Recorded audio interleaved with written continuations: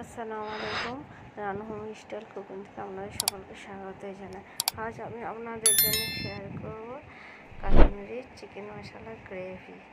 আপনারা বাড়িতে করে দেখবেন, আমি যেভাবে করেছি আপনাদের খুব ভালো লাগবে। আর আপনাদের আমার রেসিপিটি ভালো লাগলে আপনারা শেয়ার করবেন, সাবস্ক্রাইব করে দেবেন আর লাইক করে দেবেন প্লিজ। আমি কীভাবে বানাচ্ছি দেখুন পদ্ধতিটা। প্রথমে আমি পেঁয়াজ নিয়ে নিয়েছি 4 পিস, এখানে আমি টমেটো নিয়ে নিয়েছি 1 পিস আমার মাংস হিসাবে। আর এখানে আপনারা কাজু বাদাম যে আমার কাছে ছিল না, যে মানে আপনাদের কাছে আপনারা নিতে পারেন।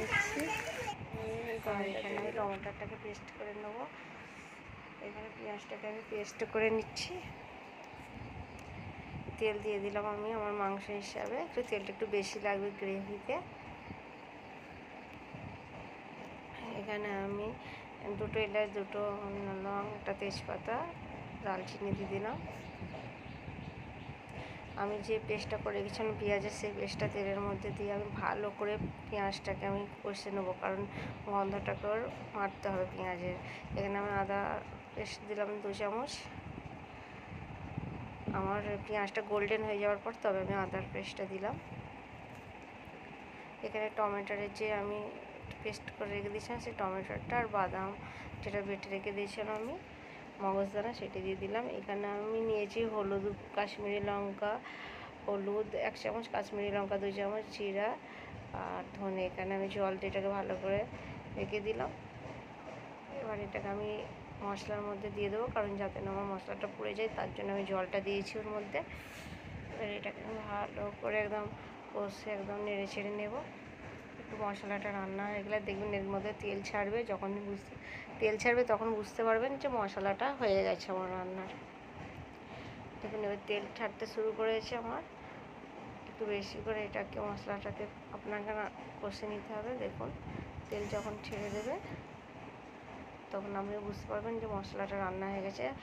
এটার কাজ হচ্ছে মশলাটা ভালো করে রান্না করা। দেখুন আপনারা এইভাবে করবেন বাড়িতে, দেখবেন এটা মানে রুটির সাথে, ওই চালের আটার রুটি বা আপনার নান রুটির সাথে খুব ভালো লাগবে। আমি মাংসটা ভেজে রেখে দিচ্ছি, সেই মাংসটা দিয়ে দিচ্ছি, চিকেনটাকে দিয়ে দিচ্ছি। এর সাথে এবার মিক্স করে নেবো, চিকেনটাকে ভালো করে ফ্রাই করে নেবো এর সাথে একদম। একটু আমি কষে নেব ভালো করে, নেড়ে ছেড়ে নেওয়ার পর আমি এতে গরম জল দেব। জল গরম করে রেখেছিলাম, সেই গরম জল দিয়ে দিচ্ছি। আর একটু আমি নেড়ে ছেড়ে নেব। দেখুন গরম জল দিয়ে মাংসটা একটু নরম নরম হবে তখন আমি নেব। দেখুন জল দিয়ে আমি এখানে যখন ফুটে আসবে তখন আমি ঢাকনাটা দিয়ে দেব।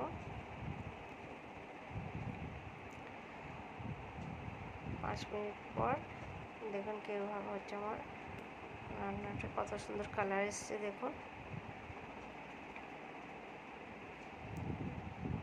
দেখুন কত সুন্দর আমার রান্নাটা। আপনাদের ভালো লাগলে আপনারা সাবস্ক্রাইব করে দেবেন। দেখুন আমি ধনেপাতা কেটে রেখেছিলাম, এখানে আমি ধনেপাতা দিয়ে দিলাম। আপনাদের ভালো লাগলে দেবেন, না ভালো লাগলে স্কিপ করে দেবেন। এবার আবার আমি 2-3 মিনিট জাল দিয়ে নেব।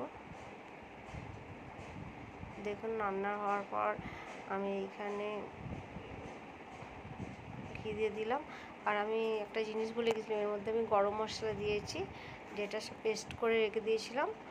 এর মধ্যে গরম মশলাটা আমি দিয়ে দিয়েছি। আর এখানে আমি ঘি দিয়ে দিলাম।